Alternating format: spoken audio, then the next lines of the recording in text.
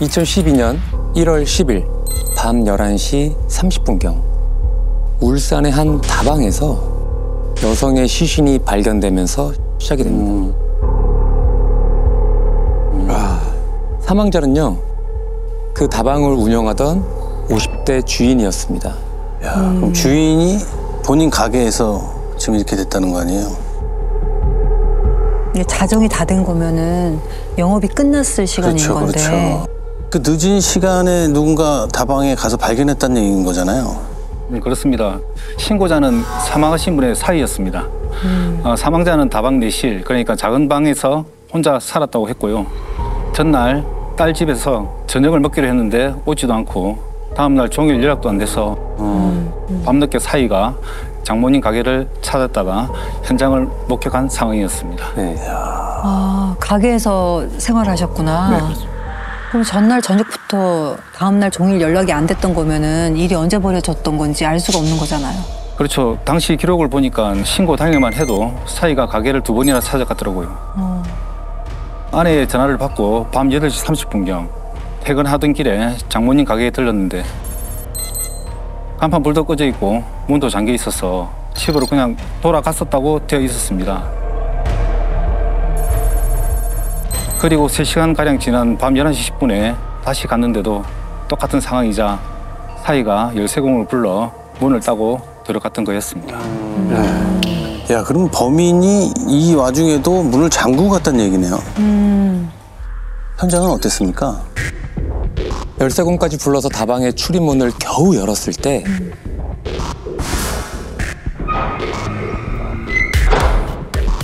사위의 충격이 상당했을 걸로 예상이 됩니다. 대체 어땠길래?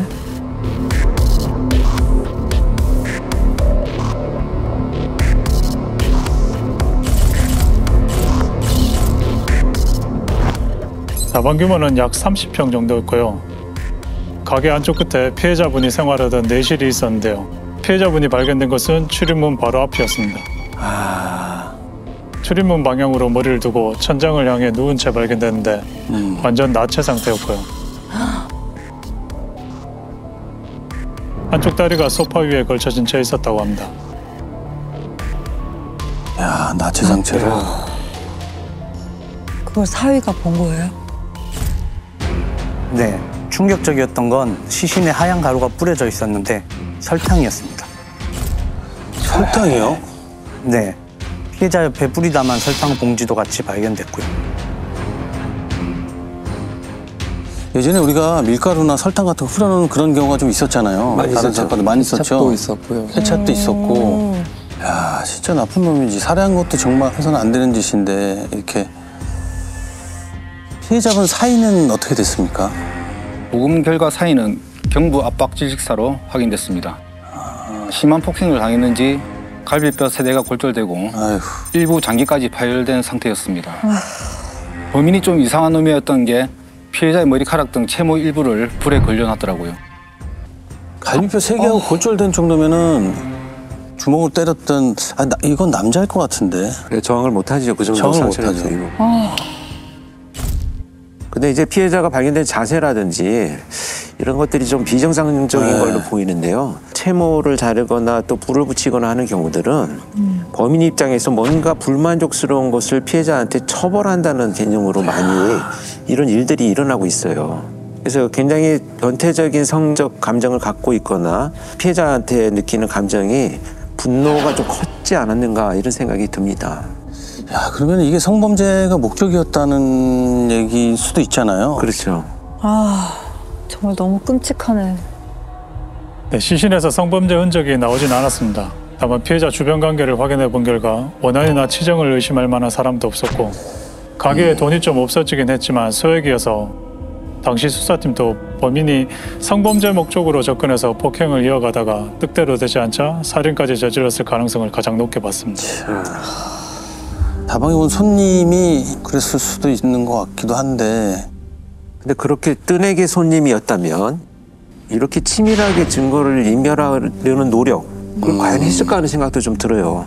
부검으로 피해자의 사망 추정 시간이 나왔는데 신고 전날인 9일 밤 9시에서 12시 사이로 예상됐습니다. 다방 영업시간이 밤 9시였기 때문에 영업이 끝난 후 범행이 있었을 걸로 봤고요.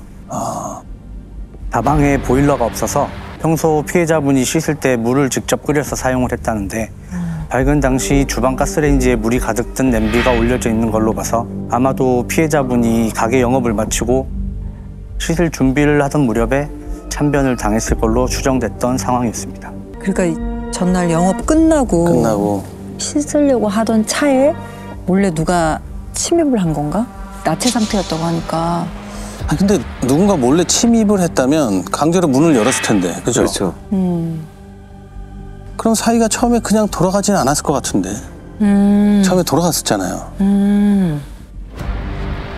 그렇죠. 어찌됐건 영업이 끝났을 무렵에 들어왔던 걸로 강력하게 지금 추정이 되잖아요. 이런 점들로 봐서는 범인은 지금 영업 마감 시간까지 알고 있었고 피해자가 거기서 거주한다는 것도 또 알고 있었고 그다음에 옷이 벗겨진 건 사실은 범행 과정에서 벗겨진 건지 지금 피해자가 씻으려고 벗어놓은 건지 이 시점은 사실 뭐 명확하지는 않지만 어찌됐건 문 쪽으로 피해자가 나와 있는 걸 보면 그 상태에서 도주하려고 하다가 최종 공격을 받지 않았는가 이런 생각이 듭니다. 저 시신이 문 쪽으로 향해 있었으니까.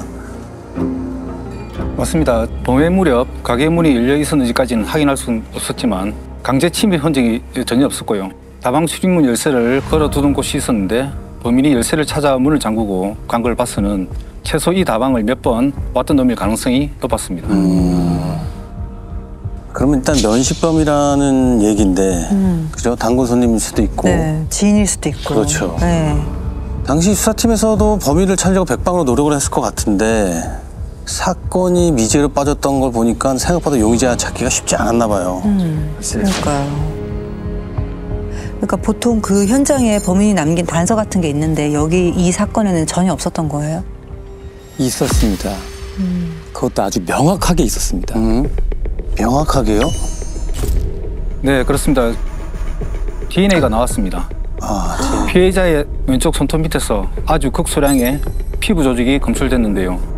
근데 이게 신원불상의 남성 DNA와 피해자의 DNA가 함께 섞인 호남 유전자였던 겁니다. 혼합 유전자요? 그게 뭐예요? 호남 유전자는 피해자가 격렬하게 저항을 하다 보면 범인의 신체를 핥혀서 손톱 밑에 유전자가 남게 되잖아요. 만약에 범인이 내 목을 조르고 있을 때 같이 내가 저항을 하면서 나의 피부 조직까지 같이 혼합되어 갖고 유전자가 검출되는 거예요. 사건이 발생하던 이때만 해도 이렇게 혼합돼서 나오면 분리하는 기술이 없었어요. 그래서 누군가 용의자가 있으면 대조만 가능하던 이런 시기입니다. 맞습니다. 당시 수사팀에서 다방 단골 손님부터 동종수법 전과자, 피해자와 접점이 있는 남성 등 300여 명의 DNA를 채취해 모두 대조했는데 일치하는 DNA가 나오지 않았습니다. 그래서 강력범죄자 중 용의자가 있는지 없는지 확인도 불가능했던 상황이었습니다. 300명 중에 일치하는 사람이 한 명도 없었어요. 야, 그럼 지금 용의자가 전혀 없는 상황이고 목격자는 없었나요? 당시 탐문 중에 중요한 증언을 해주신 단골 손님 한 분이 있긴 했습니다. 사건 추적 날에도 다방을 방문해 마감 1시간 전인 저녁 8시쯤 다방을 나왔는데 이때 다방 안에 40대 정도로 보이는 남자 손님 2명이 남아 있었다고 했습니다. 따로 떨어져 앉은 걸로 봐서 둘이 일행은 아닌 것 같다고 했고요. 얼굴이나 뭘 입고 있었는지 자세히 기억은 나진 않는다고 했습니다. 남자 손님 2명이요? 그럼 설마 그 둘 중에 한 명인 건가? 다방이 있는 건물 바로 맞은편에 방목용 CCTV가 하나 있어서 저녁 8시 이후 이 두 남자가 언제 다방을 빠져나갔는지 확인해봤는데 하필 이 CCTV가 10초에 한 번씩 자동으로 방향이 돌아가는 CCTV라 단골 손님이 말한 두 남자 중 한 명만 CCTV에 포착되었습니다. 아깝다. 결정적인 순간에 CCTV가 안 되거나 또 이번에는 회전을 하필. 그러면은 나머지 한 사람은 그러면 언제 나갔는지 알 수가 없는 거네요.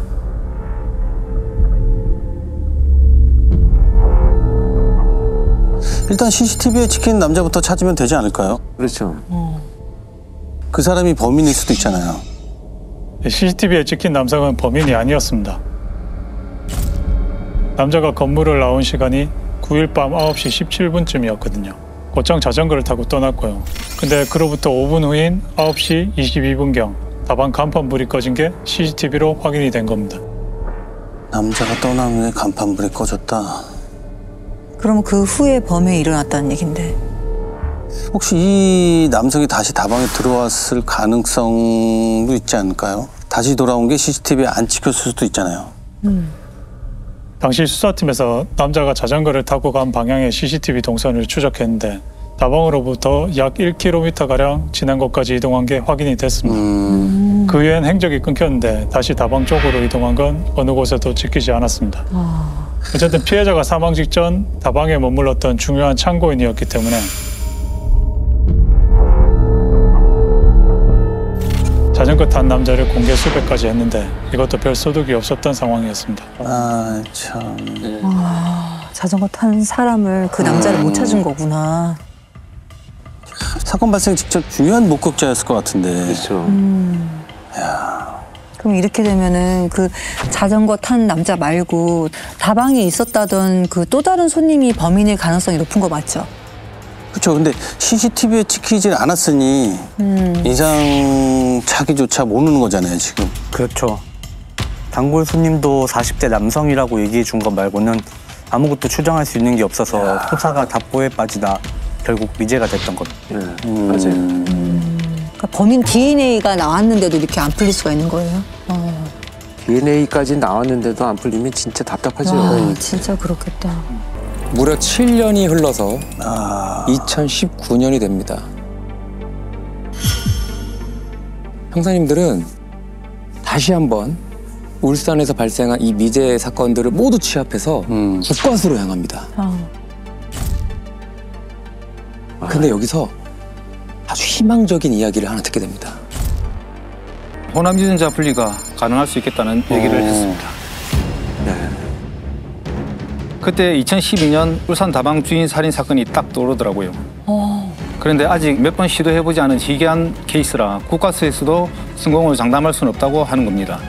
당시 DNA 시료가 얼마 남아있지 않아서 고민이 많았는데 사건이 해결되길 바라는 간절한 마음으로 감정을 의뢰했습니다. 야, 그럼 7년 만에 기술이 생겼다는 거잖아요. 분리 기술이 이제 실험적으로 막 시행됐던 시점이죠. 2019년이. 될지 안 될지도 모르는 상황이고 일단. 네, 그렇죠. 맞습니다. 그래서 분리가 됐어요? 네, 다행히 불상의 나성유자를 분리하는 데 성공했습니다. 그리고 범죄자 데이터베이스에서 일치자까지 나왔습니다. 2012년 다방 주인 살인 사건이 발생한 지 딱 1년 뒤인 2013년 1월 울산의 또 다른 다방에서 주인을 폭행해 2년간 복역 후 출소했던 사람이었습니다. 야, 1년 뒤에 또 다른 다방의 주인을, 와, 참. 냄새 나는 거죠. 네, 이거 좀 뭔가 연관이 있을 것 같은 생각이 좀 들어요. 맞습니다. 2013년 사건 기록을 보니 패턴도 비슷하더라고요. 이때도 여자 사장님 혼자서 운영하는 동네 다방이었고요. 영업이 끝나서 마지막 손님에게 나가달라고 했는데 갑자기 무자비하게 때리기 시작했던 거죠. 마침 그때 가게에 왔던 다른 손님이 신고한 덕분에 현행범으로 체포됐던 거고요. 좀 특이했던 건 범인이 그날 다방에서 약 4시간가량 머물면서 커피만 약 20잔가량을 마셨다고 했습니다. 다방에서.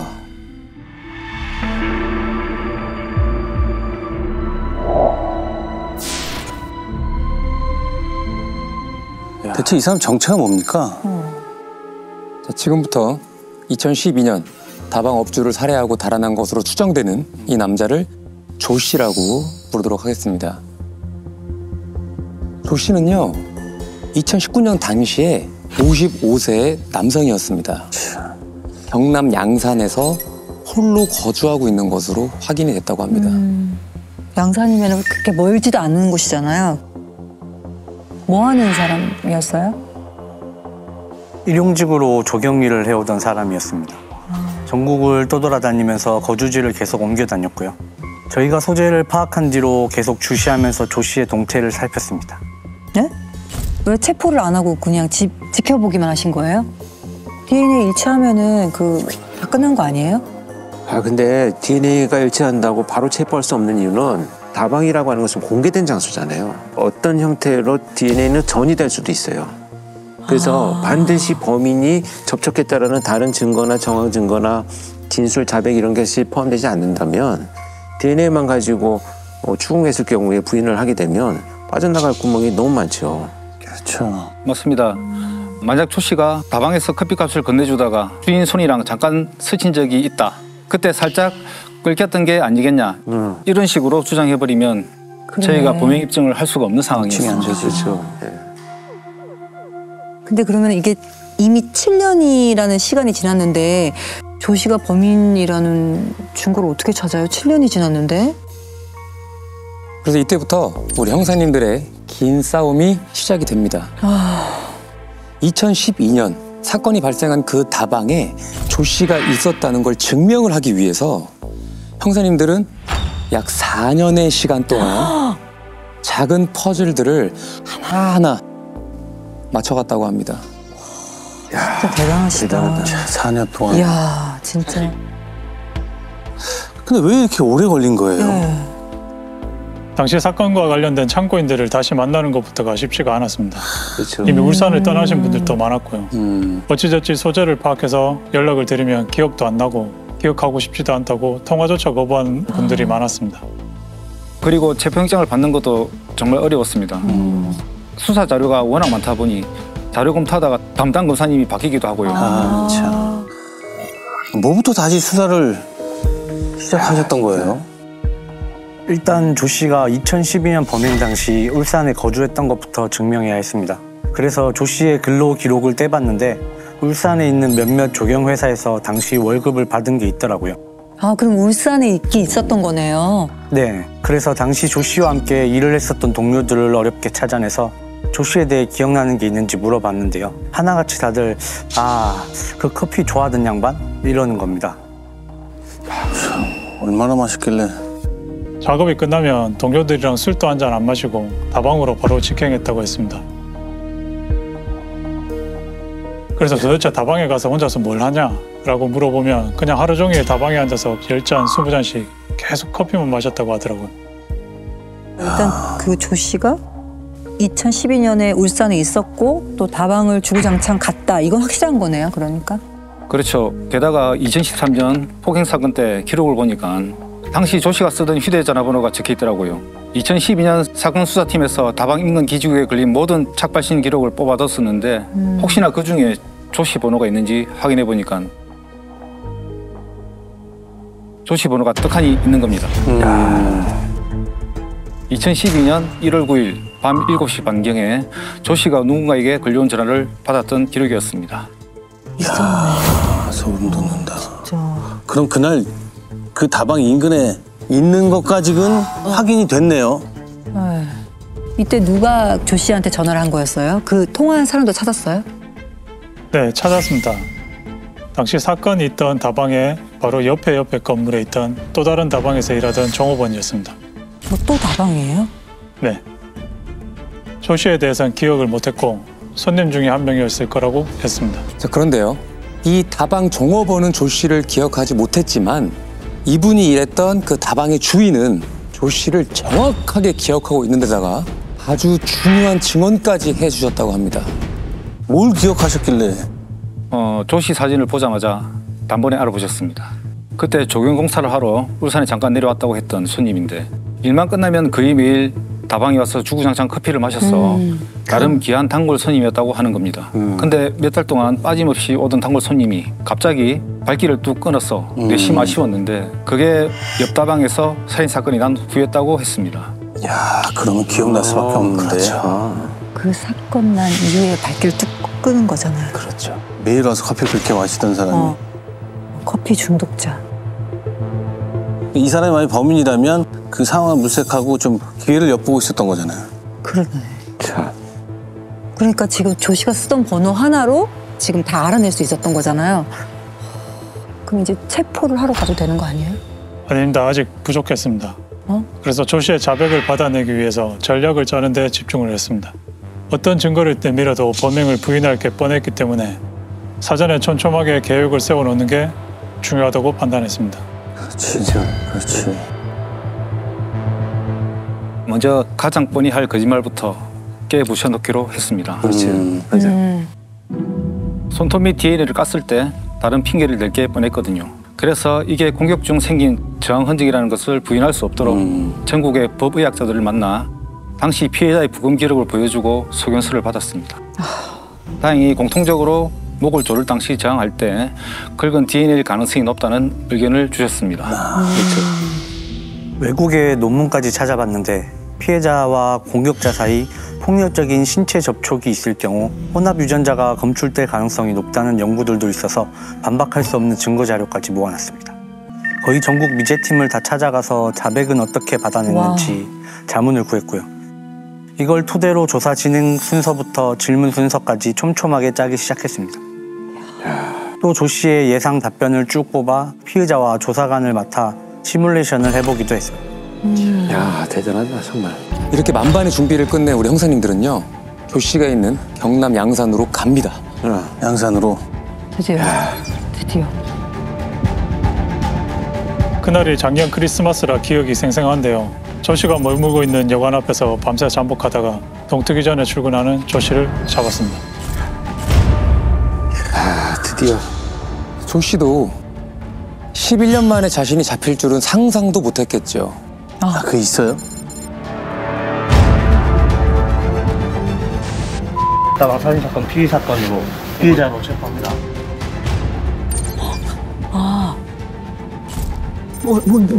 썼죠 지금 모자 같은 거.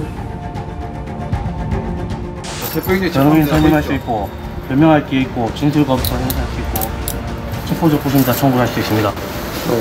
네. 차고 말씀드릴게요. 말씀드릴게요. 미라도 보겠습니다. 잠시만요. 채우고. 차가 없어서. 또 잠시만요. 이거 좋아해갑시다 형님. 어떤 사건인 거 들으셨죠, 그죠? 예? 아니 그거는 확실하게 내가 모르겠습니다. 예? 확실하게 모르겠다고요. 뭐 때문에 지금 하는 건지. 자, 다방 살인 사건 피의자로 선생님 체포하셨어. 사건이 어디입니까? 신정동이요. 신정동? 네. 언제 일어난 건데요? 야, 뻔뻔하게 차이가 없죠. 선생님 이거 읽어보십시오. 그 안에 내용판이 있습니다. 읽어보십시오. 12년도 사건이니까 읽어보십시오. 어떻게 저렇게 평정해 보이지 얼굴이? 앞서부터 해야 되니까. 자, 우리 고지 미란다 혹시 고지 다 했습니다. 다 교부해 드렸고.